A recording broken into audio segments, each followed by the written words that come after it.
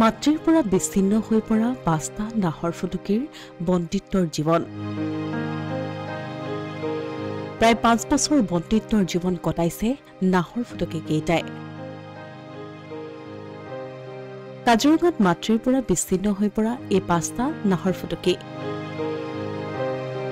প্ৰায় ৫ বছৰ ধৰি কাজিৰঙাৰ বন্যপ্ৰাণী উদ্ধাৰ আৰু পুনৰ সংস্থাপন কেন্দ্ৰত বন্দিত্বৰ জীৱন অতিবাহিত কৰিব লগা হৈছে নাহৰ ফুটুকী কেইটাই। বন্দী হৈ থাকিলেও সাধাৰণ লোকৰ সংস্পৰ্শৰ পৰা সম্পূৰ্ণ নিলগত ৰখা হৈছে নাহৰ ফুটুকী কেইটাক। চিকাৰ কৰাৰ শৈলী আয়ত্ত কৰাৰ আগেয়ে মাতৃৰ পৰা বিচ্ছিন্ন হৈ পৰা নাহৰ ফুটুকী কেইটা উদ্ধাৰ কৰাৰ পাছত কেন্দ্ৰটোৰ চিকিৎসক কৰ্মীৰ আপডালত প্ৰাপ্তবয়স্ক হৈ উঠিল নাহৰ ফুটুকী কেইটা।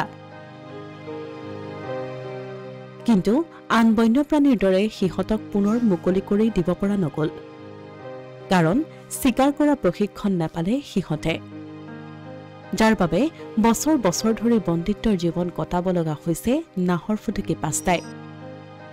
প্ৰকৃততে জনবসতি অঞ্চলৰ সমীপৰ কোনো স্থানত পোৱালীক থৈ চিকাৰৰ সন্ধানত মাক আঁতৰি যোৱাৰ সময়তে কোনো লোকে ধৰি আনি গতাই দিয়ে CWRCক। তাৰ পাছতেই পোৱালীকেইটাক মাকৰ সান্নিধ্য দিয়াটো সম্ভৱপৰ হৈ নুঠিল। আনহাতে চিৰিয়াখানা কৰ্তৃপক্ষইও নাহৰ ফুটুকী কেইটাক গ্ৰহণ কৰাত অপাৰগতা প্ৰকাশ কৰিছে।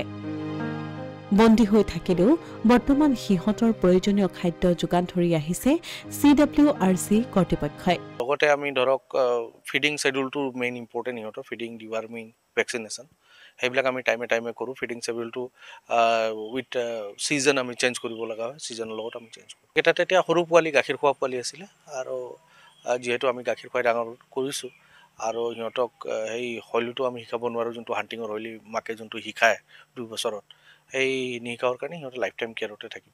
খোৱা বোৱাৰ ক্ষেত্ৰত আমি চিকেন আৰু মাটন ইউজ কৰোঁ মেক্সিমাম, আৰু লগতে কেতিয়াবা হাঁহ বা দিয়া হয়। সিহঁতে নিউট্ৰিচনেল বেলেঞ্চ এটা ফুড দিব পৰাকৈ দিয়া হয়।